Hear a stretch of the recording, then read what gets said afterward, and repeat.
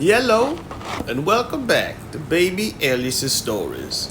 We now return to The Adventures of Tom Sawyer by Mark Twain, Chapter 26. About noon the next day, the boys arrived at the dead tree. They had come for their tools. Tom was impatient to go to the haunted house. Huck was measurably so, also, but suddenly said, "Looky here, Tom. Do you know what day it is?"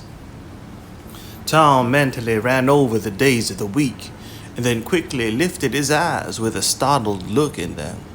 "My, I never once thought of it, Huck." "Well, I didn't neither, but all at once it popped onto me that it was Friday. Blame it, a body can't be too careful, Huck. We might have got into an awful scrape tackling such a thing on a Friday." "Might? Better say we would. There's some lucky days maybe, but Friday ain't." "Any fool knows that. I don't reckon you was the first that found it out, Huck." "Well, I never said I was, did I? And Friday ain't all neither. I had a rotten bad dream last night. Dreamt about rats." "No.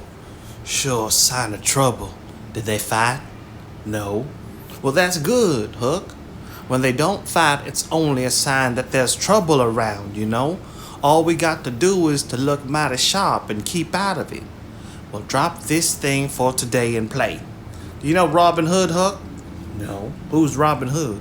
"Why, he was one of the greatest men that was ever in England, and the best. He was a robber." "Cracky."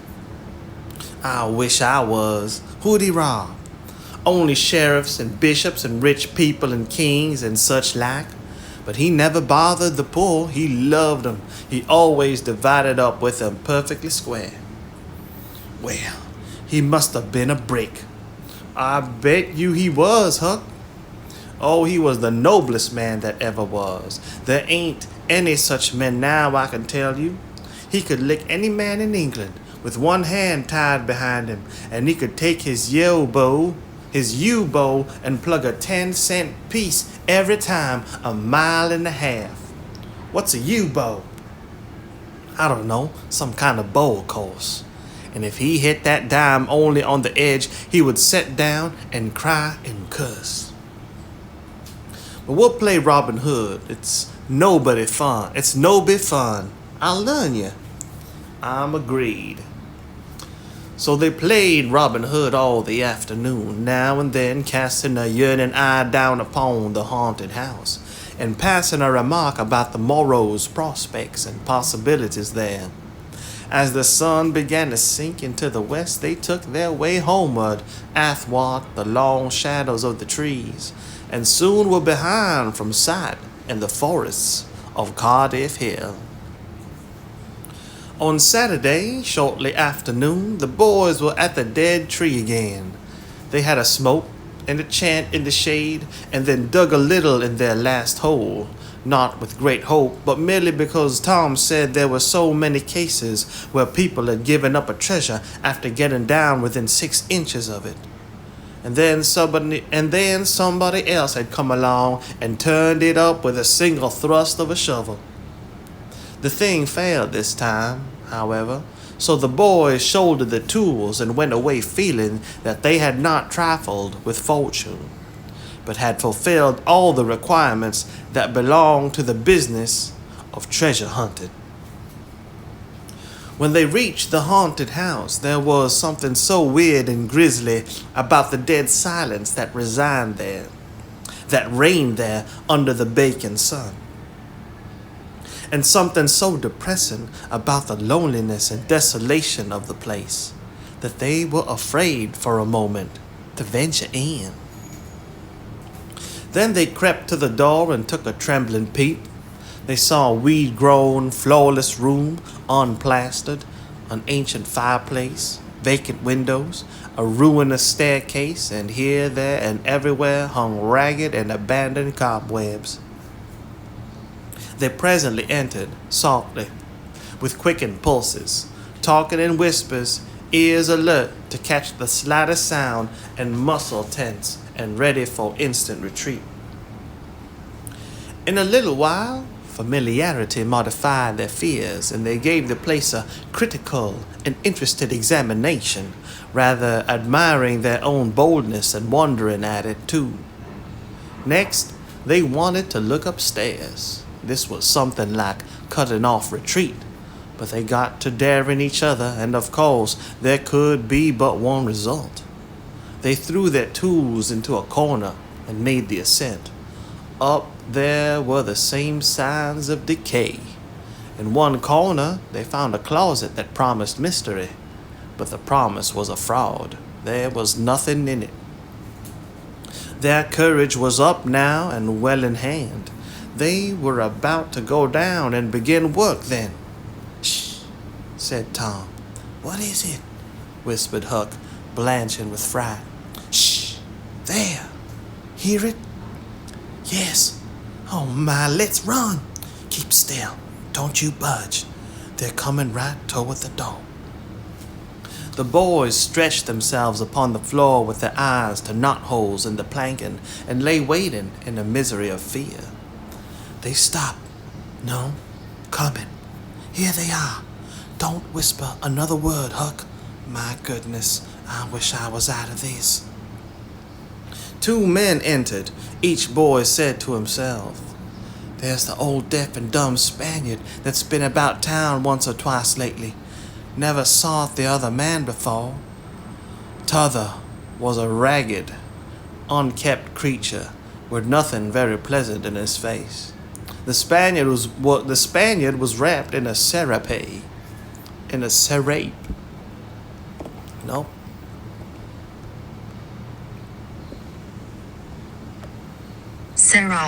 Serape, a shawl or blanket worn as a cloak in Latin America. Serape. The Spaniard was wrapped in a serape. He had bushy white whiskers. Long white hair flowed from under his sombrero, and he wore green goggles. When they came in, the other was talking in a low voice. They sat down on the ground facing the door with their backs to the wall, and the speaker continued his remarks. His manner became less guarded and his words more distinct as he proceeded. "No," said he, "I've thought it all over, and I don't like it. It's dangerous." "Dangerous?" grunted the deaf and dumb Spaniard, to the vast surprise of the boys. "Milksop." This voice made the boys gasp and quake. It was Injun Joe's. There was silence for some time. Then Joe said, "What's any more dangerous than that job up yonder? But nothing's come of it." "That's different. Away up the river so, and not another house about. 'Twon't ever be known that we tried. Anyway, long as we didn't succeed." "Well, what's more dangerous than coming here in the daytime? Anybody would be suspicion us that saw us." "I know that, but there weren't any other place as handy after that fool of a job. I want to quit this shanty. I wanted to yesterday, only it weren't any use trying to stir out of here, with those infernal boys playing over there on the hill right in view." Those infernal boys quaked again under the inspiration of this remark, and thought how lucky it was that they had remembered it was Friday and concluded to wait a day. They wished in their hearts they had waited a year. The two men got out some food and made a luncheon. After a long and thoughtful silence, Injun Joe said, "Look here, lad. You go back up the river where you belong. Wait there till you hear from me. I'll take the chances on dropping into this town just once more for a look. We'll do that dangerous job after I've spied around a little and think things look well for it.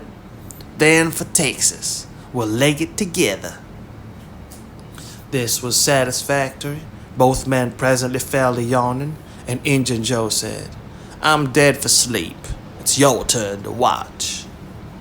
He curled down in the weeds and soon began to snore. His comrade stirred him once or twice, then he became quiet.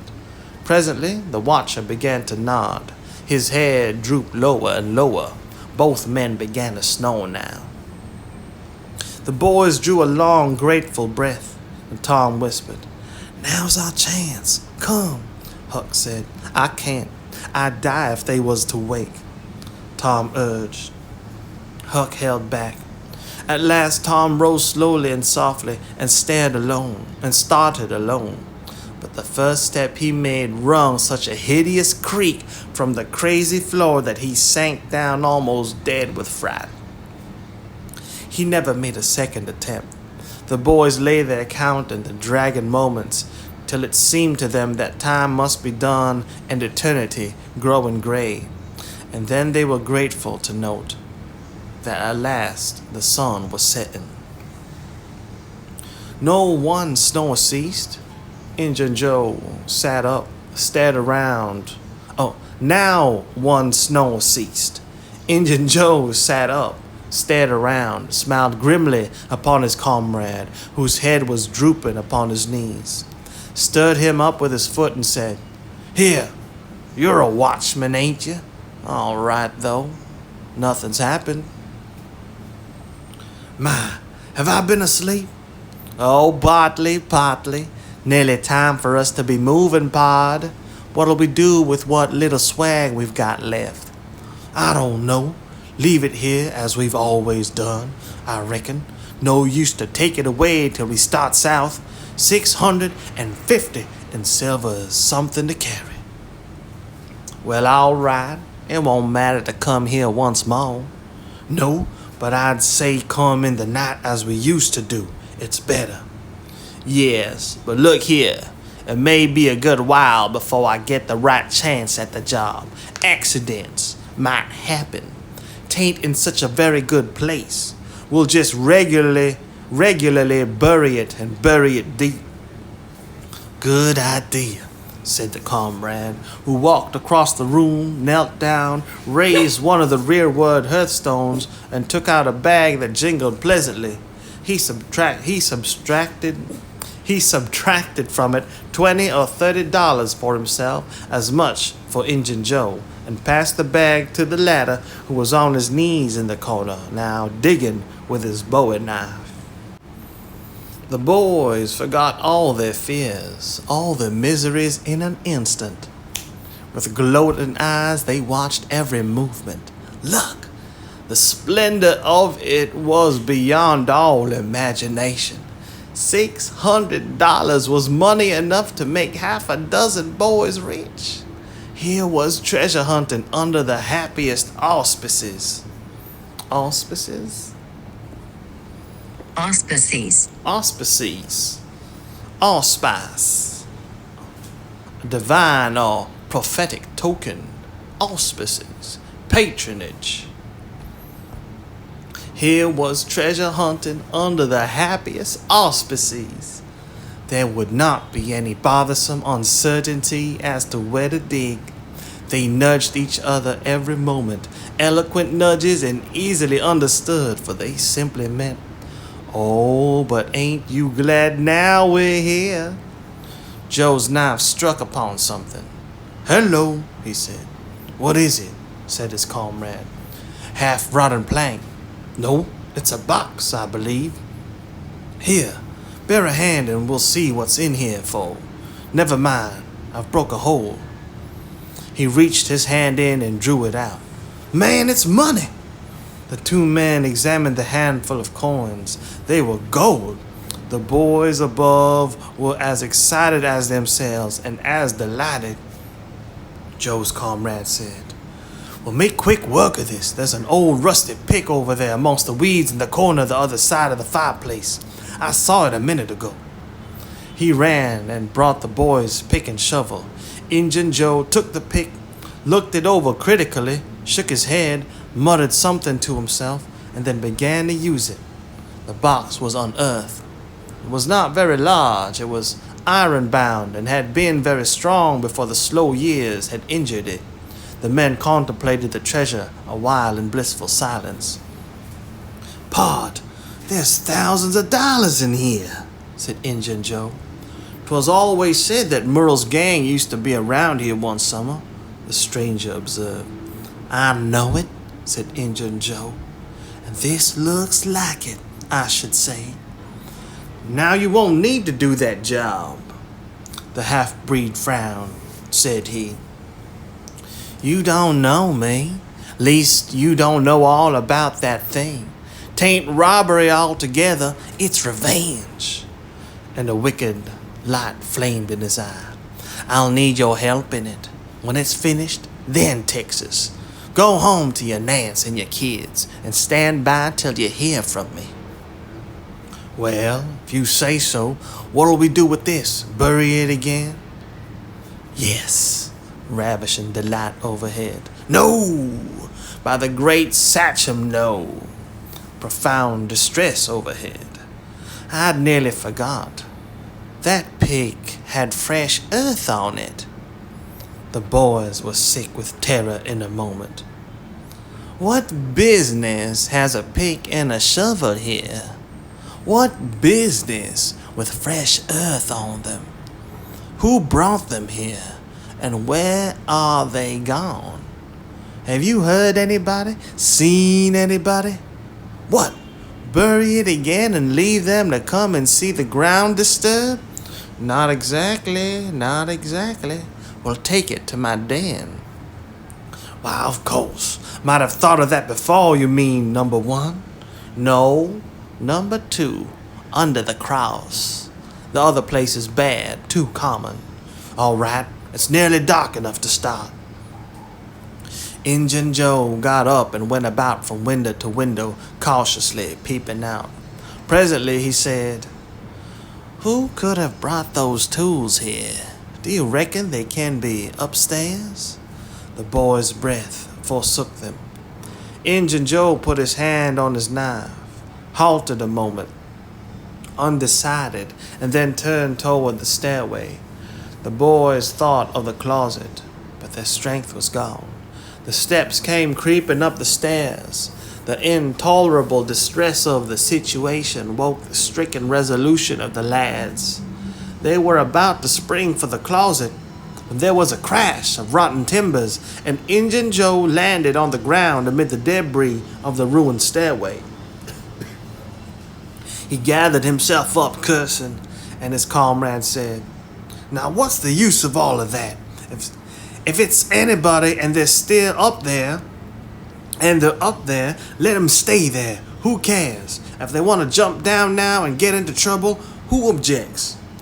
It will be dark in 15 minutes, and then let them follow us if they want to. I'm willing. In my opinion, whoever hove those things in here caught a sight of us and took us for ghosts or devils or something. I'll bet they're running yet." Joe grumbled a while.